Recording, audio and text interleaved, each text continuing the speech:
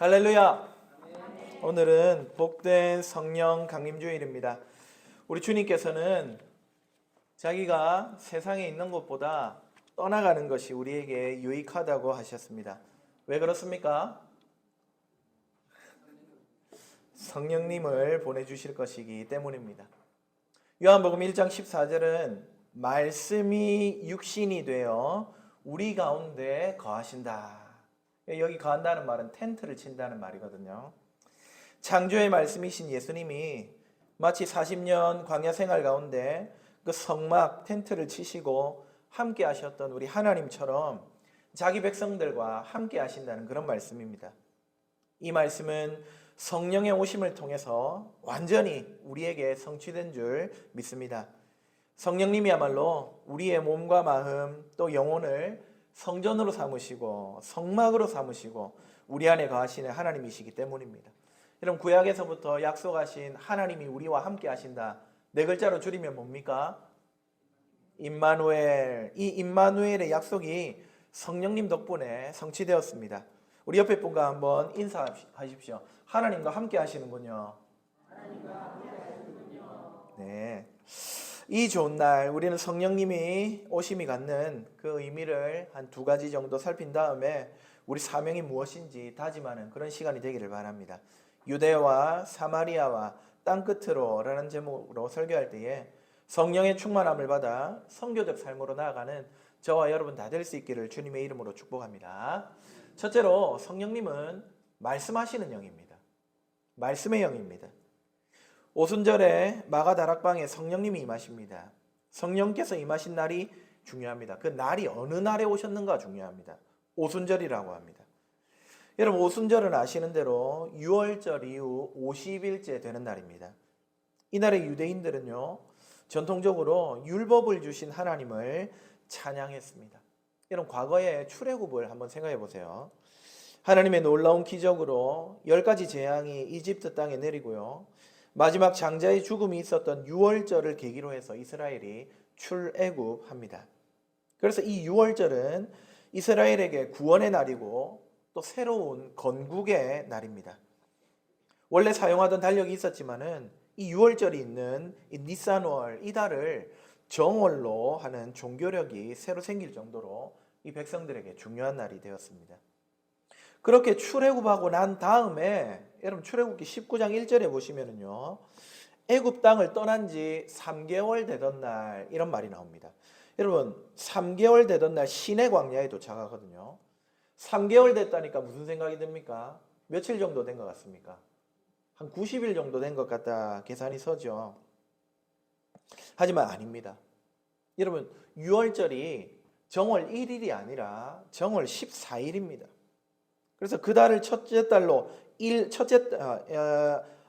첫 달 되던 때라고 생각하면은 한 16일 정도만 지나면은 둘째 달 2개월째가 됩니다. 그죠? 16일 후면은 여기다가 한 달을 더 가면 16 더하기 30 해가지고 한 46일 정도 되죠. 그럼 그때가 바로 셋째 달이 되던 때인 것입니다. 그러니까 시내산 도착한 3개월 되던 날, 이날은 출애굽하고 난 다음에 90일쯤 될 때가 아니라 약 한 46일 정도 되었을 때입니다. 그런데 여기서 하나님이 언약을 맺고 또 십계명의 말씀을 이 시내산에서 주시지 않습니까? 46일째 도착했을 때 그날 바로 주신 게 아닙니다. 출애굽기 19장 11절을 보시면은 준비하는 날을 3일을 주십니다. 하나님과 언약을 맺어야 되는 친밀한 관계가 되어야 되는데 여러분, 아무 준비 없이 그냥 갈 수 없죠.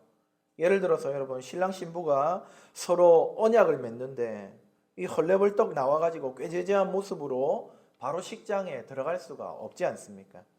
해서 하나님은 3일 동안 옷을 빨고 또 몸을 정결케 하도록 시간을 주신 겁니다. 그리고는 출애굽기 19장 16절 셋째 날 아침에 불 가운데 강림하시고 십계명을 말씀하십니다. 즉 46 더하기 3 하면 며칠이죠? 이거 좀 어렵습니까? 요즘 챗 GPT-4 옴니가 나와가지고 막 이제 사람 비슷하게 하던데 수학 잘하더라고요. 46 더하기 3입니다. AI에게 안 물어봐도 되겠죠?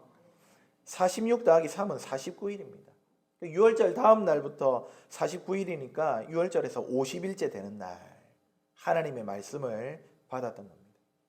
여러분, 이처럼 오순절은요 말씀의 날이었습니다. 시내산 말씀을 주신 다음부터 이 이스라엘 나라는 하나님의 말씀에 입각해 살아가는 말씀의 백성이 됐습니다.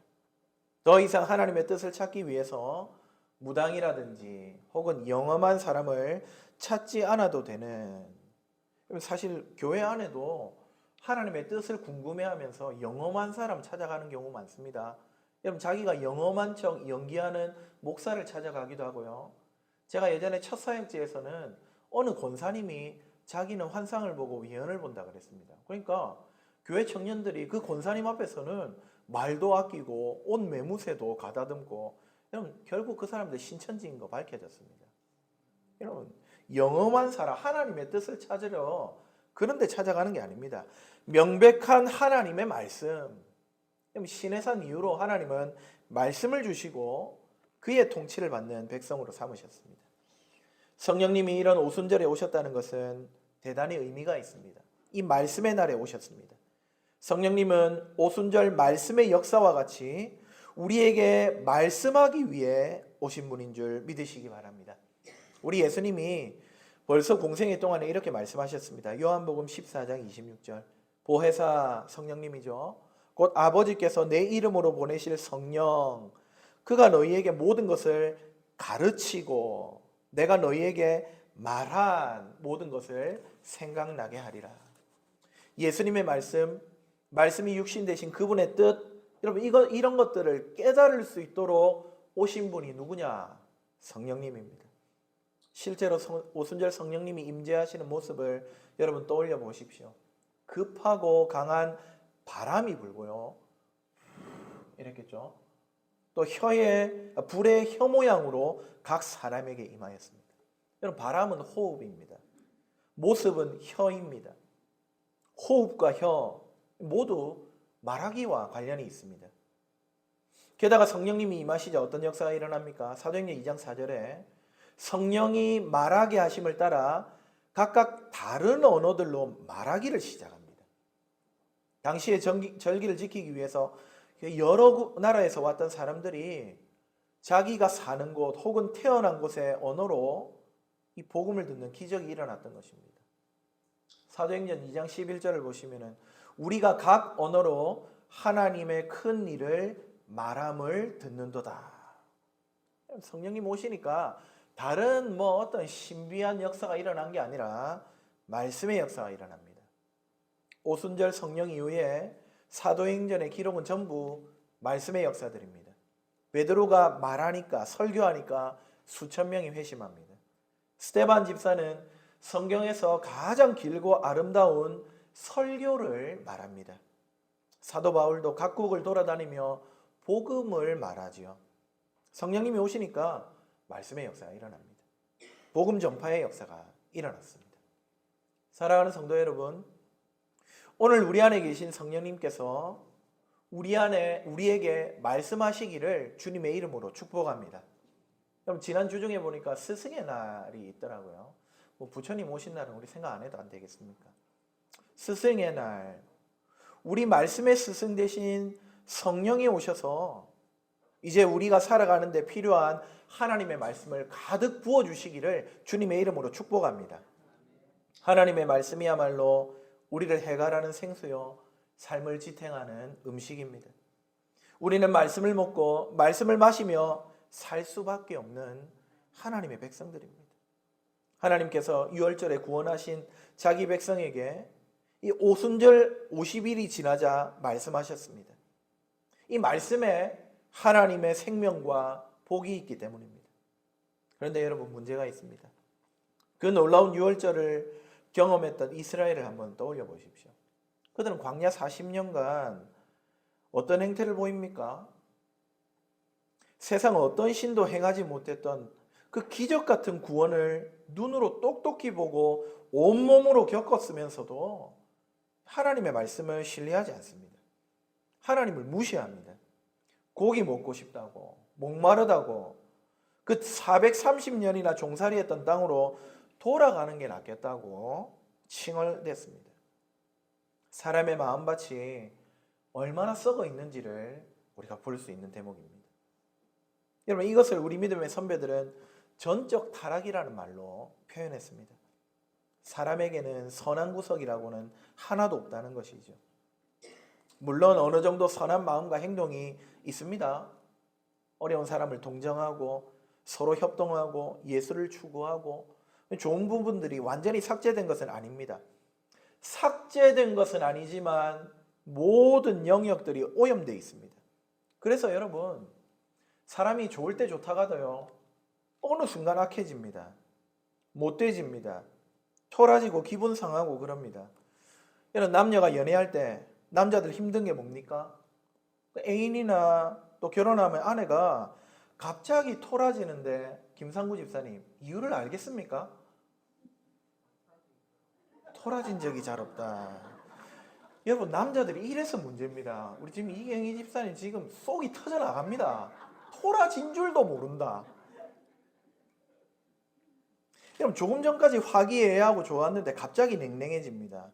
물론 남자들이 다 모자라죠. 남자들이 잘못하는 거 저도 잘 알고 있습니다. 세상 모자란 게 남자입니다. 하지만 모자란 건 모자란 거고 어쨌든 잘 모르겠습니다. 어쩔 때는 되고 어쩔 때는 안 되고 기준을 잘 모르겠습니다. 사람에게 선한 구석이 없습니다. 타락한 마음밭입니다. 그래서 하나님이 친히 임재하셔서 십계명을 주시고 말씀하셔도 안 듣는 겁니다. 안 믿습니다. 조금만 마음에 안 들면 불만하고 짜증냅니다. 여러분, 그래서 우리 성령님이 오셨습니다.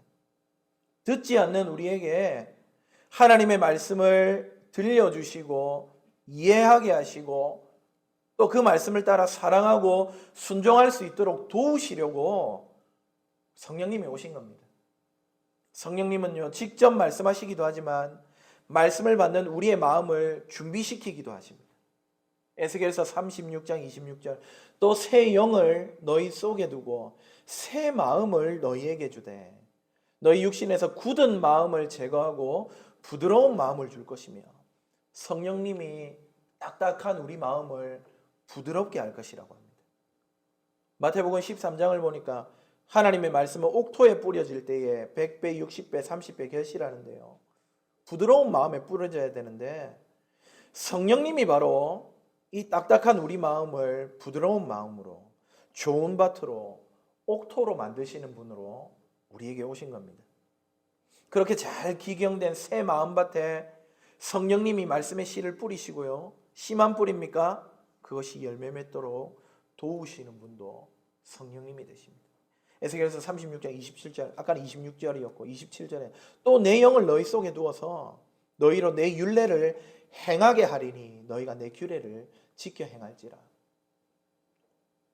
여러분, 우리가 하나님의 말씀을 받아서 믿고 삶의 열매를 맺는 그 모든 일, 우리 마음밭도 준비시키시고 그 마음밭에 말씀을 뿌리시고 그 뿌린 말씀이 잘 뿌리를 내리고 자라서 열매를 맺도록 하는 이 모든 일에 성령님이 역사하셔서 우리에게 행하시려고 오신 것입니다.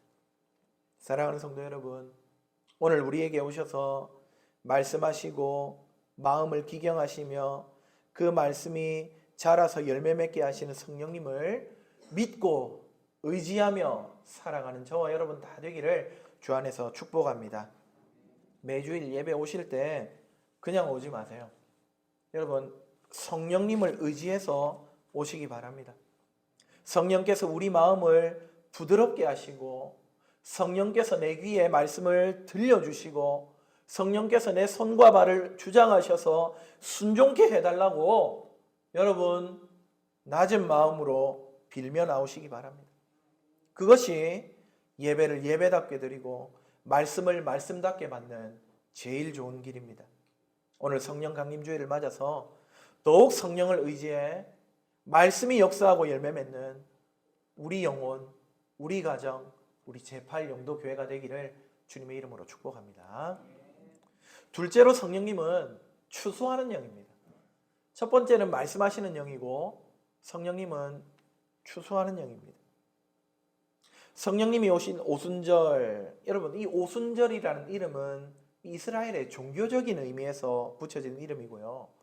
이날에 다른 이름이 있는데 혹시 아십니까? 힌트 세 글자. 힌트 마지막 절. 두 글자만 맞추면 됩니다. 힌트 보리. 예, 맥추절입니다. 보리의 추수를 감사하는 절기라는 뜻입니다. 여러분 오순절, 칠칠절, 맥추절 다 같은 날입니다. 같은 이름, 절기입니다. 출애굽기 34장 22절에 보니까 맥추의 초실절을 지키라. 그러니까 맥추, 보리를 추수했을 때 그 첫 결실을 하나님 앞에 드리는 이 절기를 지키라. 그래서 여러분 다들 보리 수확을 하나님 앞에 즐거워하는 맥추절이다 이렇게 생각을 하죠. 근데 실은요 보리가 아니고 밀입니다. 원어에 보면은 이 보리라는 말이 없습니다. 근데 한국말에서 왜 맥추라고 번역을 했는지 모르겠습니다. 어쨌든 이날은 하나님께서 돌보시고 도우셔서 얻은 이 수확들을 보면서 그거 가지고 하나님 앞에 나와서 하나님 찬양하는 절기입니다. 사실 6월절을 지나서 오순절, 여러분 첫 오순절을 보냈던 이스라엘, 그러니까 출애굽기 19장의 백성들이죠. 그 백성들은 앞으로 40년을 광야에서 방황하고 난 다음에 가나안 땅에 들어갈 겁니다. 거기 들어가서 첫 추수를 가지고 맥추절을 지키겠죠. 그런데요, 그들이 들어갈 가나안 땅을 성경이 뭐라고 합니까? 젖과 꿀이 흐르는 땅이다 이렇게 묘사합니다. 하지만 실제 가나안의 지형이나 지층은 농사에 혹은 풍년에 어울리는 곳이 아닙니다. 그곳은 비를 저장하지 못하는 돌밭 같은 지형입니다. 여러분 담수, 물을 모아놓는 것, 이것은 농사의 핵심인데 그게 불가능한 곳이기 때문에 여러분 가나안 땅은 그냥 지리적으로 풍년을 기대하기가 힘든 곳이란 말입니다. 그러면 왜 하나님은 그곳을 젖과 꿀이 흐르는 풍요로운 땅이라고 말씀하십니까? 그거는 비록 땅은 그 모양이라도 하나님이 그렇게 복 주실 것이기 때문입니다. 하나님이 그렇게 일하실 것이기 때문입니다. 하나님이 늦은 비와 이른 비와 늦은 비를 주셔가지고 굳이 담수하지 않아도 수확할 수 있도록 돌보실 것이기 때문입니다. 적절한 태양과 바람을 주셔서 이 곡식들이 알알이 익어가게 하실 것이기 때문입니다. 하나님의 손길이 머물 것이기 때문에 그 땅은 젖과 꿀이 흐르는 땅이 될 수 있습니다. 앞으로 그들이 들어가서 첫 곡식단을 수확에 들었을 때 그들은 꼭 기억해야 됩니다. 이 오순절 아니 맥추절에 곡식단을 들고 기억해야 됩니다. 이 농사가 불가능한 이 땅에서 우리가 풍년을 맞이한 건 전적으로 하나님 은혜구나. 내가 뭘 잘해서 그런 게 아니구나. 나의 노력이 아니구나. 하나님이 추수하게 하셨구나. 바로 이런 의미를 기억하도록 하나님은 오순절, 다른 말로 맥추절을 주신 것입니다. 사랑하는 여러분, 오순절 성령님도 추수의 영으로 오셨습니다. 성령님이 오시니까요, 다른 역사가 아니라 영적 추수의 날이 시작되었습니다. 하나님의 나라가 유대인들 안에만, 이스라엘 안에만 이루어질 줄 알았는데 아니었습니다. 성령님은 모든 나라, 모든 언어의 사람들을 추수하고 계셨습니다. 오순절 예루살렘에 모인 사람들 각국에서 왔습니다. 사도행전 2장 9절부터 12절에 보니까 이렇게 되어 있습니다. 우리는 바데인과 메데인과 엘람인과 또 메소포타미아, 유대와 갑바도기아, 본도와 아시아, 부르기아와 밤빌리아, 애굽과 및 구레네에 가까운 리비아 여러 지방에 사는 사람들과 로마로부터 온 나그네 곧 유대인과 유대교에 들어온 사람들과 그레데인과 아라비아인들이라 우리가 다 우리의 각 언어로 하나님의 큰일 말함을 듣는도다 하며 놀라며 당황하여 서로 이르되 이 어찌 된 일이냐. 여러분 이처럼 온 세상에서 온 사람들이 복음을 듣고 회심하는 영적 대추수의 시기가 시작이 된 겁니다. 우리도 마찬가지죠. 여러분 우리가 날 때부터 유대인입니까? 아니잖아요. 우리 아브라함의 후손입니까? 아니잖아요. 우리가 하나님의 백성입니까? 아니잖아요. 출애굽을 경험한 적도 없고 그 역사가 우리 조상의 역사도 아닙니다. 우리 조상님은 박혁거세고 뭐 아래서 나오고 이랬잖아요. 하나님에 대해 완전히 외인들이고 죄와 사망의 통치 아래 신음하던 자들이었습니다. 히브리서 2장 15절 죽기를 무서워함으로 한평생 매여 종노릇 하는 자가 바로 우리들입니다. 하지만 성령님이 오시니까 우리 성령님이 지난 2000년 동안 자기 백성들을 하늘나라 국간에 차곡차곡 추수하여 들이셨습니다. 먼저는 유대에 있던 백성들을 추수하시고 그 다음은 사마리아에 있던 백성들을 추수하시고 그리고는 땅 끝에 있는 자기 알곡들을 추수하기를 쉬지 않으셨습니다. 오늘 우리가 읽었던 사도행전 1장 8절 본문 말씀 그대로 우리 하나님은 추수하시기 위해 모든 곳에서 추수하시려고 이 땅 가운데 오신 것입니다. 유대와 사마리아를 넘어 땅 끝에 이르는 성령님의 추수. 여러분 이것은요 성령님이 오셔서 갑자기 된 게 아니라 이미 예전부터 우리 하나님이 세상을 구원하시는 그 계획 아래 이런 장면을 예비하고 계셨습니다. 여러분 아브라함에게 언약과 복을 주실 때 여러분 아브라함만 그 복 받으라고 찾아가신 겁니까? 혹은 아브라함과 그 후손인 이스라엘만 복 받으라고 그들에게 찾아가신 겁니까? 아니었습니다. 아브라함에게 너는 복의 근원이라 복의 통로라 말씀하셨습니다. 하나님의 구원 언약이 아브라함 혼자 독점하는 게 아니라 열방에게로 나아가야 하는, 너를 통해 열방이 복을 받는 하나님 그 계획을 벌써 갖고 계셨습니다. 이스라엘과 만나서 언약하실 때도 마찬가지입니다. 너희는 제사장 나라다 19장 6절에 말씀하셨는데 무슨 뜻이겠습니까? 이스라엘을 통해서 열방이 여러 나라들이 하나님의 추수에 참여하게 될 것을 내다보신 것입니다. 여러분 이렇게 하나님의 추수가 온 세계 만방으로 퍼져나가는 이런 비전을요, 이 하나님의 우주적인 추수를요, 이사야 선지자는 이렇게 묘사했습니다. 이사야 2장 2절에서 3절 말이래 말세죠. 말세에 여호와의 전의 산이 모든 산 꼭대기에 굳게 설 것이요 모든 작은 산 위에 뛰어나리니 만방이 그리로 모여들 것이라. 여호와의 전의 산, 여호와의 전이 있는 산, 예루살렘의 성전산, 그 위에 있는 성전, 여러분 이 예루살렘 성전이 있는 곳으로 만방이 나와서 하나님을 만나고 회복될 것을 이사야가 기대한 것입니다. 여러분 성령이 오셔서 이 비전을 성취하신 것이죠.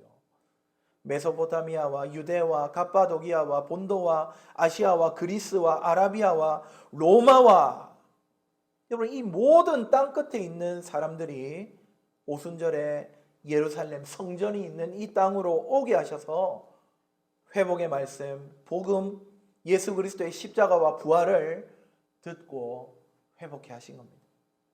성령님 전 세계 열방을 추수하기 시작하셨습니다. 사랑하는 여러분, 이 영적 추수의 열매가 성령으로 충만하기를 오늘 우리 가운데서도 계속해서 일어날 수 있기를 주님의 이름으로 축복합니다. 여호와의 산에 백성들이 모이는 이 놀라운 비전이 오순절에만 성취되지 아니하고 오늘 우리 교회를 통해서 우리 교회 가운데 믿지 않는 많은 자들이 올라오고 하나님의 구원이 필요한 자들이 나아오고 마음이 상한 자들, 몸이 아픈 사람들, 가난해서 무시당하는 분들, 가족이 깨어지고 상처 입은 영혼들 다 나와서 성령의 역사로 복음을 듣고 추수될 줄 믿으시기 바랍니다. 성령님이 오신 이유가 딴 데 있습니까? 교회를 통해서 자기 백성들 추수하려고 오셨습니다. 우리 교회가 성령의 추수밭이 되기를 주 안에서 간곡히 축원합니다. 역사적으로 성령의 충만함을 받은 많은 사람들이요, 이 영적 추수에 동참했습니다. 유대와 내가 사는 지역이죠. 사마리아, 우리 이웃 동네죠. 그곳을 넘어서 땅끝으로 나가서 복음 증거하는 일에 투신했습니다. 너무 귀하고 아름다운 선교 사역이지요. 성령의 추수 사역입니다. 그런데 여러분, 동시에 이사야가 뭐라고 합니까? 말일에는, 말세에는 여호와의 산으로 모여들 것이라고 했습니다. 오순절 성령이 임하실 때 땅끝 사람들이 성전이 있는 예루살렘으로 모여들었습니다. 오늘 우리에게도 이 비전이 성취될 줄 믿습니다. 멀리 나가서 언어와 문화가 다른 선교지에 가서 추수하는 일도 필요하겠지만은, 그럼 지금이 말일이잖아요. 지금이 말세잖아요. 이제 주님의 재림을 기다리는 이 마지막 때이기 때문에 이 말세에 하나님께서 우리 곁으로 땅끝에 사람들을 보내주실 줄 믿습니다. 이제는 먼 곳이 선교지가 아닙니다. 여러분, 어디가 선교지입니까? 유대가 선교지입니다. 혼탁한 여러분의 마음이 선교지입니다. 하나님을 온전히 섬기지 않는 나의 삶이 선교지입니다. 하나님보다 세상을 사랑하고 하나님의 말씀에 귀를 기울이지 않는 우리의 못된 마음밭이 선교지라는 사실을 기억하시기 바랍니다. 평안하지 못한 우리 가정이 선교지입니다. 부부가 불화하고 자녀를 노엽게 하고 자식은 불순종하고 하나님을 섬기는 믿음과 신앙을 전수하지 못하는 우리 가정이 여러분 선교지입니다. 이곳이 사마리아 땅입니다. 가족들끼리 캠핑은 가도 교회 나와서 헌신하지 않는 시대, 우리 가정이 사마리아 선교지입니다.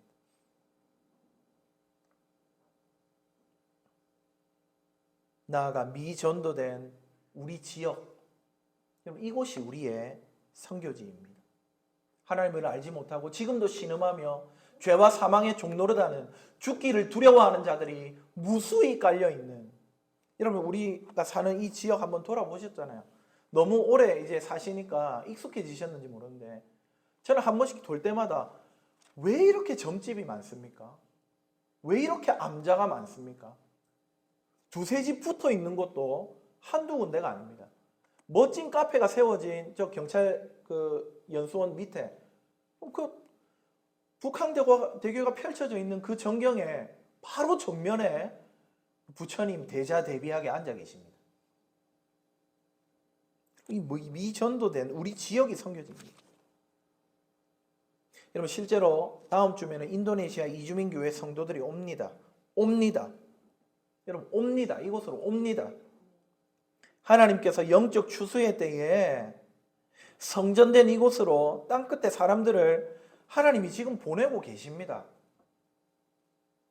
40년 광야 생활을 지나고 맥추절 첫 열매를 드렸던 이스라엘처럼 우리 교회도요, 이제 40주년 이 날을 기념해 이웃 세계로 나아가야 할 첫 열매를 드릴 때가 되었습니다. 성령의 충만한 추수가 다음 주 우리 예배 가운데 이루어지도록 함께 기도하기를 축복합니다. 성령님이 처음과 끝을 이 예배를 주관하셔서 여러분 나오는 그분들과 우리가 하나 되게 하소서 기도하시기 바랍니다. 서로 언어는 다르지만 여러분 한 복음을 듣게 하시는 성령님이 계시니까 성령님 역사해 달라고 간구하며 나오십시오. 여러분 따뜻한 환대를 통해서 나그네 길 가는 그분들이 위로를 느낄 수 있도록 우리 성도님들이 좀 노력해 주시면 좋겠습니다. 여러분 웃으면서 인사할 수 있도록 한번 연습해 보십시오. 우리 옆에 둘둘 한번 짝지어 보십시오. 뻘쭘하죠? 자, 눈웃음을 먼저 쳐보십시오. 눈을 이렇게 모자란 것처럼 탁 이렇게 내려야 됩니다. 예. 그리고 앞에 8개 이빨이 보이도록 활짝 한번 웃어보십시오.